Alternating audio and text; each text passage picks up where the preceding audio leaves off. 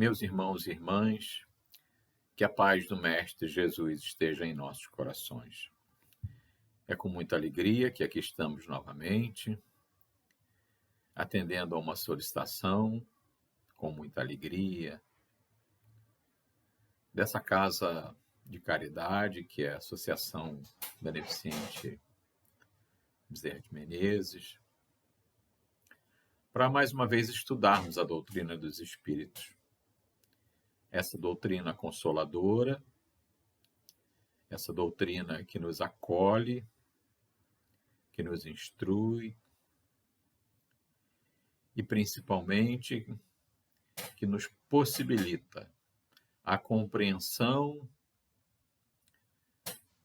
desse mundo em que vivemos, desse mundo de provas e expiações, esse plano de tantas aflições, principalmente a que vivemos nesse momento, decorrente dessa pandemia, né? Porque para muitos é tão difícil entender, né, por que vivenciamos tantas dificuldades. E se nós não olharmos pela ótica que o Cristo nos ensinou, né, que esse é um mundo de aflições, mas aflições decorrentes da nossa própria construção, de tudo aquilo que fizemos no passado, seja o passado recente, ou seja um passado mais remoto, outras encarnações, mas que tudo aquilo que vivenciamos é decorrente do nosso livre-arbítrio, dessa capacidade que todos possuímos de construir o nosso futuro diante das nossas ações. E muitas vezes, quando dizemos, diante de uma grande dificuldade, que Deus está nos castigando, é fruto da nossa ignorância. É fruto do fato de que não percebemos que a todos é permitido, a todos é dado a possibilidade de agirmos segundo a nossa vontade. Mas como Jesus nos ensinou, a cada um segundo suas obras. Ou seja, tudo aquilo que fazemos tem um retorno. Se agirmos pelo bem, o retorno será o bem. Mas, se agirmos em desacordo com as leis naturais, com aquelas criadas pelo Pai Criador, para a nossa própria felicidade, acabamos recebendo de volta algo que verdadeiramente não nos agrada, mas que nada mais é do que a lei do retorno, do que aquela que nos permite resgatar as nossas dívidas, para que todos possamos seguir no caminho da evolução, cada vez aprendendo mais e entendendo qual é o nosso verdadeiro papel nesse plano. E esse momento pelo qual passamos, essa pandemia que nos assola a todos, é um momento particularmente complicado, mas que precisamos entender que é nos momentos de grandes aflições, nos momentos de grandes dificuldades, nos momentos em que somos verdadeiramente colocados à prova, são esses momentos que nós nos revelamos. E nos revelamos no sentido de colocar em prática soluções que vêm de dentro. Soluções que vêm da nossa capacidade de refletir, de raciocinar, de ponderar qual é o melhor caminho. Quais são as soluções que devemos colocar em prática para que possamos superar. E essa é a palavra que realmente nos destaca de todos os animais que vivem nesse planeta. Nós somos capazes de superar através do trabalho e da reflexão. E nesse momento onde vamos estudar um trecho do Evangelho segundo o Espiritismo, lá no capítulo 14, cujo título é Honrai vosso pai e vossa mãe, onde Allan Kardec vai trabalhar a questão da família e das relações interpessoais dentro da família. E nós vamos nos deter especificamente no trecho que fala, no trecho que é a instrução dos espíritos, a questão que é uma passagem na vida do Cristo, né? quem é minha mãe e quem são meus irmãos, né?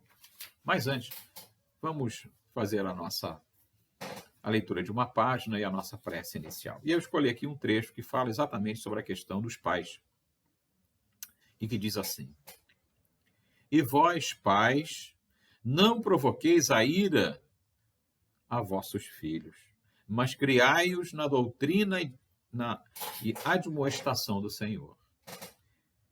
Paulo está lá em Efésios, capítulo 6, versículo 4.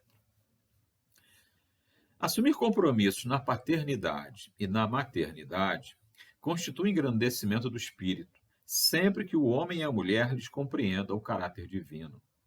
Infelizmente, o planeta ainda apresenta enormes porcentagens de criaturas mal avisadas relativamente a esses sublimes atributos.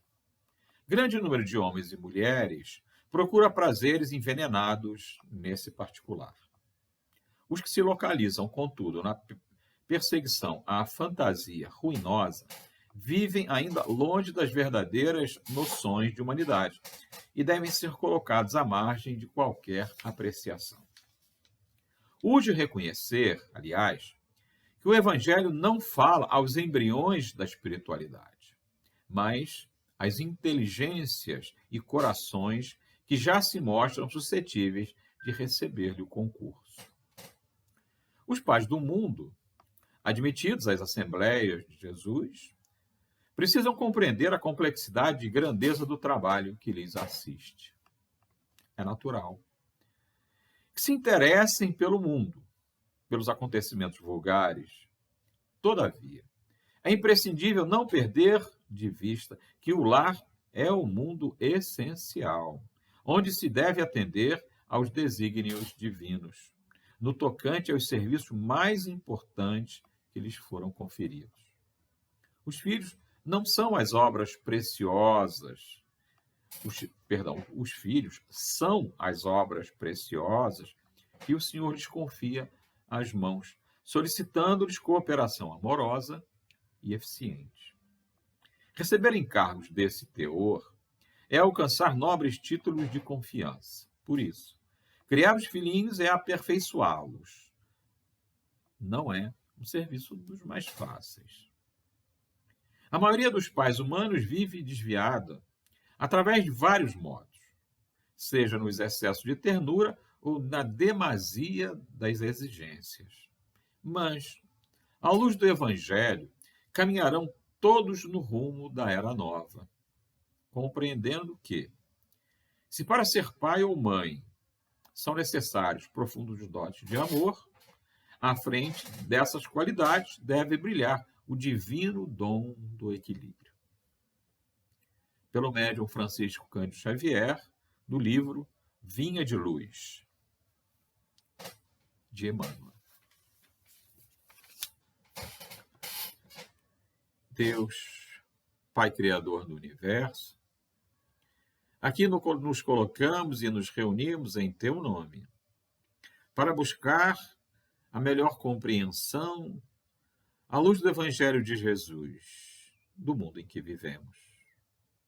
Buscamos nas nossas reflexões compreender e praticar o que o Mestre nos ensinou, amando ao próximo como a nós mesmos e a Deus sobre todas as coisas. Por isso, rogamos a tua bênção.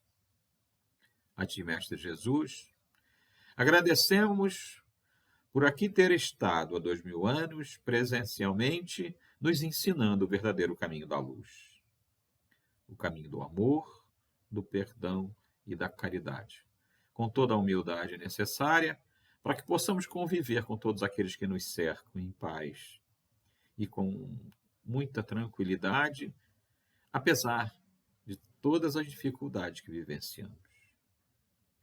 Obrigado, Mestre. Aos nossos mentores espirituais, aos nossos amigos que no plano espiritual nos acompanham, nos acolhem, nos intuem, para que prossigamos essa jornada, cumprindo a nossa missão, para que um dia saiamos dessa vida melhor do que aqui chegamos. Nossos agradecimentos e que possamos, neste momento de estudo, compreender aquilo que vamos ler, mas, acima de tudo, colocar em prática todo aquele amor que o Cristo nos ensinou, amando sempre a todos. Que assim seja. Graças a Deus. Então, como eu dizia, nós vamos estudar um trecho do Evangelho segundo o Espiritismo, que é um dos livros colocados por Kardec para que nós possamos nos aperfeiçoar moralmente. E esse capítulo vai nos tocar profundamente na questão das relações interpessoais dentro das nossas famílias. E nós vamos estudar um trecho que é daqueles controversos na vida do Cristo, né? Muitas vezes o Cristo nos passou mensagens, mas que precisavam ser refletidas. Mensagens que precisavam ser muito bem analisadas para que nós possamos conhecer a essência das suas mensagens.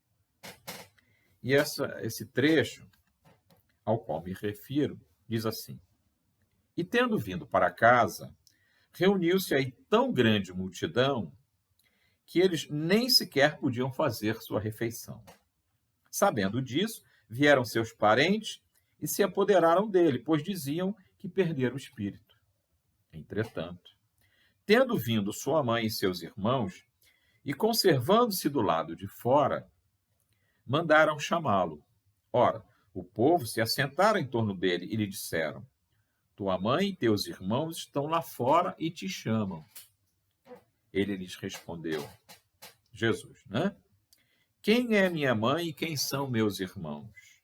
E perpassando o olhar pelos que estavam assentados ao seu derredor, disse: Eis aqui minha mãe e meus irmãos. Pois todo aquele que faz a vontade de Deus, esse é meu irmão, minha mãe, minha irmã. Ora, ouvindo friamente essas palavras, a gente pensa, mas será que Jesus estava nesse momento desprezando a sua mãe, desprezando os seus irmãos? É óbvio que não. É óbvio que essa mensagem, a mensagem que ele queria passar naquele momento, era a mensagem de que, na verdade, nós formamos uma grande família, que é a família humana. E aí Kardec vai nos esclarecer dizendo: singulares parecem algumas palavras de Jesus, por contrastarem com a sua bondade e a sua inalterável benevolência para com todos, né? Então, ele já coloca o fato de que essas palavras de Jesus soam assim de forma estranha. Os incrédulos não deixariam de tirar daí uma arma pretendendo que ele se contradizia. Obviamente, aqueles que se opunham a ele queriam se aproveitar dessas palavras, né? Certamente para dizer, mas Jesus está se contradizendo, ele que prega o amor, ele que prega a união, está desprezando a sua família. Fato, porém, irrecusável, é que a sua doutrina tem por base principal, por pedra angular, a lei do amor e da caridade. Então, todas as mensagens que o Cristo passou, através das suas parábolas e de todas as suas pregações, tinham sempre por base o amor e a caridade. Ora, não é possível que ele destruísse de um lado o que do outro estabelecia, não é? Por isso a questão da contradição. Donde esta consequência rigorosa? Se certas proposições suas se acham em contradição com aquele princípio básico, é que as palavras que se lhe atribuíam foram ou mal reproduzidas, ou mal compreendidas, ou não são suas.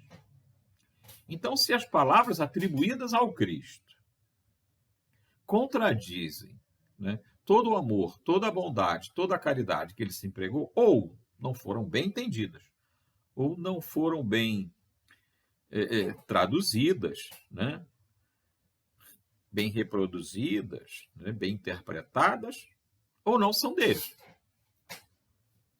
Causa admiração e com fundamento que neste passo mostrasse Jesus tanta indiferença para com seus parentes e, de certo modo, renegasse sua mãe. Não é? Porque, ao pé da letra, é o que nos parece. Então, vamos refletir bem. Pelo que concerne seus irmãos, sabe-se que não o estimavam. Espíritos pouco adiantados não lhe compreendiam a missão. Tinham por excêntrico seu proceder e seus ensinamentos não os tocavam. Tanto que nenhum deles seguiu como discípulo. Disse-ia mesmo que partilhava até certo ponto das prevenções de seus inimigos. O que é fato, em suma, é que acolhiam mais como um estranho do que como um irmão, quando aparecia a família. João diz positivamente, capítulo 7, versículo 5, que eles não lhe davam crédito. Quanto à sua mãe, ninguém ousaria contestar a ternura que lhe dedicava. Deve-se, entretanto, convir igualmente em que também ela não fazia ideia muito exata da missão do seu filho. Pois não se vê que lhe tenha seguido os ensinos, nem dado testemunha dele, como fez João Batista. O que nela predominava era a solicitude maternal. Supor que ele haja renegado sua mãe fora desconhecer-lhe o caráter. Semelhante ideia não poderia encontrar guarida naquele que disse: honrai vosso pai e vossa mãe. Necessário, pois, se faz procurar outro sentido para as suas palavras, quase sempre envoltas no véu de forma alegórica. É fato que não foram poucos os momentos que o próprio Cristo, né, falando por parábolas, nos dava exemplos, mas que exigia uma reflexão, para que a sua mensagem fosse perfeitamente compreendida. Ele, nenhuma ocasião, desprezava de dar um ensino. Aproveitou, portanto, a que se lhe deparou com a chegada da família, para precisar a diferença que existe entre a parentela corporal e a parentela espiritual. Então é preciso que nós tenhamos a perfeita compreensão de que, quando nós encarnamos e viemos cercados pelos nossos pais, por irmãos e por toda uma parentela corporal, não são necessariamente esses que compõem efetivamente a nossa família espiritual. Muitas vezes, esses que nos cercam tratam-se de nossos algozes ou nossas vítimas em outras encarnações para a qual retornamos em família buscando a reconciliação, buscando resgatar aquilo que fizemos no passado.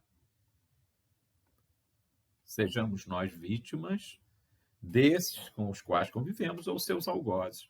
Então, quem de nós não tem dentro da família pessoas com as quais nós nos harmonizamos de forma muito justa, né, com muito amor, com muito carinho, mas sempre temos aqueles que nós temos, né, uma certa antipatia, algo que nos incomoda, muitas vezes até com relação a filhos. Então, é preciso que a gente entenda que irmãos somos todos, né? Porque somos todos filhos do mesmo pai. E quando aqui estamos com uma missão. Às vezes a palavra missão parece assim um pouco forte, né? Puxa, mas eu tenho uma missão. Sim, todos nós temos, né? Ser um bom filho, ser um bom pai, ser um bom marido, não é uma grande missão? Às vezes lidar com uma esposa, com um marido mais difícil, com um filho com dificuldade, às vezes até portador de necessidades especiais, para o qual nós vamos nos dedicar durante uma vida. Quantos exemplos nós temos, né? E aí fica muito fácil de entender as palavras de Jesus à medida que ele nos faz perceber nesse momento que ele se colocava a todos como grandes irmãos. E aqueles com os quais formaram, na sua vinda ao plano físico, como sua mãe, seu pai e seus irmãos, eram, na verdade, pessoas muito queridas, mas eles, com todos aqueles que os cercavam naquele momento, formavam a sua grande família. Então, nós precisamos olhar para todos aqueles que nos cercam de forma a não identificar nesse ou naquele inimigos. Esse ou aquele pessoas com as quais nós constantemente estamos nos degladiando, seja em qualquer ambiente, seja dentro do lar, mas seja nos diversos ambientes que nós frequentamos. Um ambiente de trabalho, por exemplo, né? Um trânsito, que é um ambiente tão fértil para tantas desavenças, né? E onde nós temos, né, identificado aí tantas atrocidades praticadas. Qualquer que seja o ambiente em que estejamos, nós temos irmãos ao nosso lado. Então, identificar na grande família da humanidade diversos, quaisquer que sejam aqueles que estejam ao nosso lado, por motivos mais diversos possíveis, são pessoas que merecem todo o nosso respeito, todo o nosso acolhimento, independente de ser ou não da nossa religião, de ser ou não da nossa etnia, né? Irmãos somos todos. E quando a gente olha, né, e não precisamos ir longe na história da humanidade, vamos no momento presente, momento até que estamos vivenciando lá no Afeganistão, onde irmãos se degladeiam, né, se matam, e muitas vezes em nome de Deus.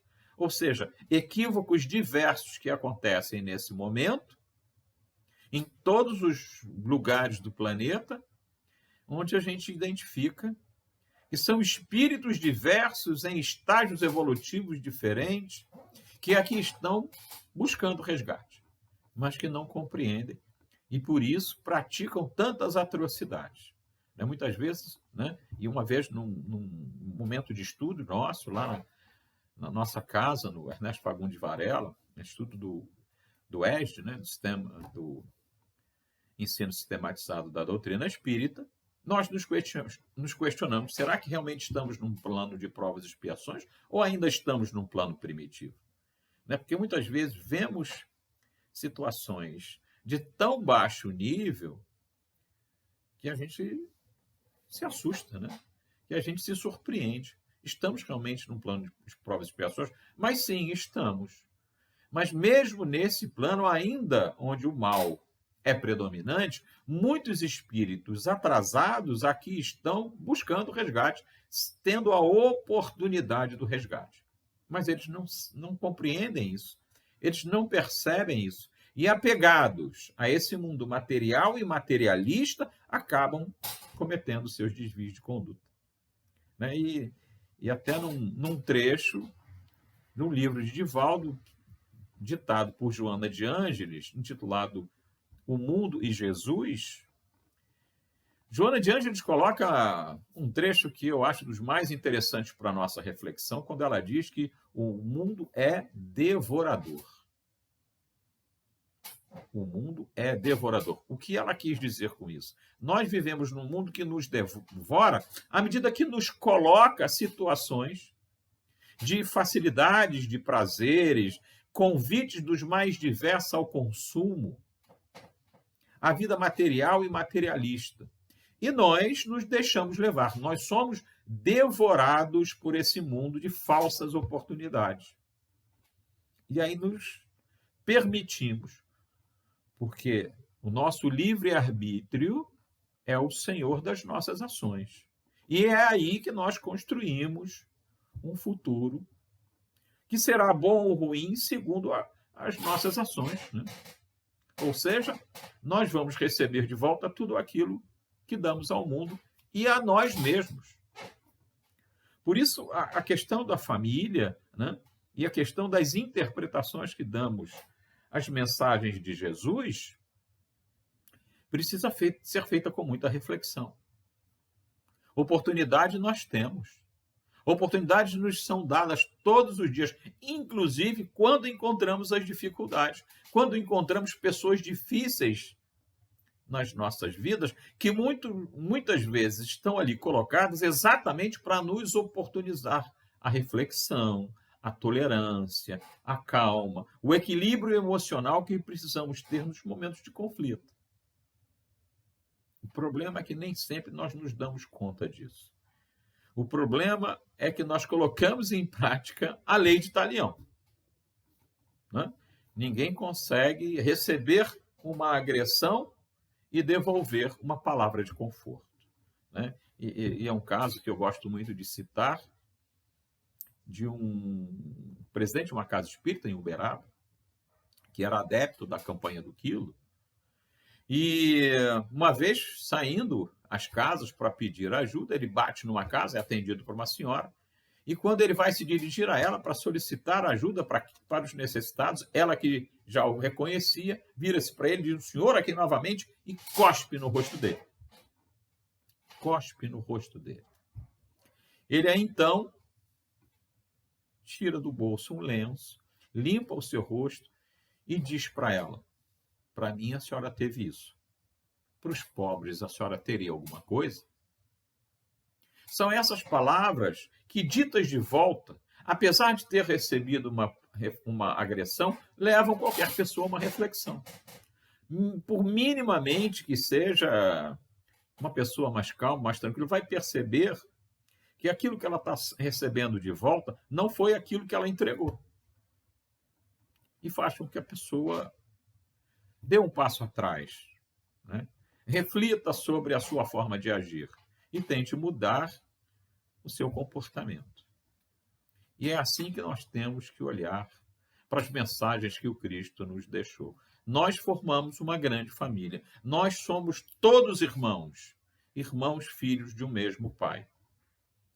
E os exemplos que o Cristo nos deixou de amor ao próximo, como ele disse, amai o próximo como a ti mesmo e a Deus sobre todas as coisas, precisam ser muito bem compreendidos e colocados em prática.